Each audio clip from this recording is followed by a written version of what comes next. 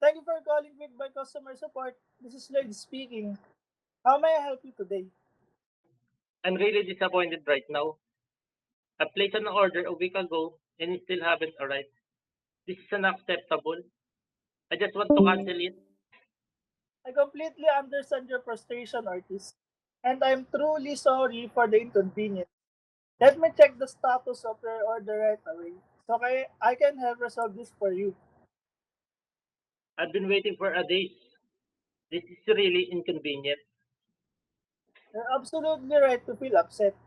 If I were in your place, I'd feel the same way. I see here that your package was delayed due to a courier issue. And on us, here's what I can do. First, I can either cancel the order as requested, or I can expedite delivery and have it arrive within the next 24 hours with no additional cost. Which option would work better for you? Well, if you can really get it here by tomorrow, I guess I'll keep it up. Thank you for giving us a chance to make things right. I've upgraded your shipping, added a 10% voucher to your account for the trouble. You received a confirmation survey via email. Alright. Thanks for the help, Lloyd.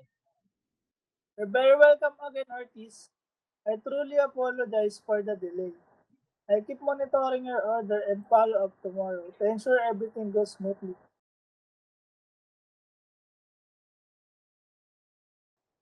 And before I let you go, I noticed you recently bought the wireless keyboard. Just so you know, we currently have limited bundle promo on ergonomic mouse sets to pair perfectly with it, and it comes with 50% discount.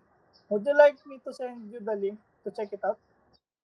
Oh, I actually thinking of getting one. Sure, send me the link.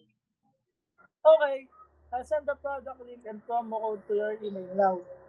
Let me know if you'd like me to assist with the checkout as well. Alright. Thanks again. You've been really helpful today. My pleasure, Ortiz. Thanks for choosing Quick Buy and have a great day.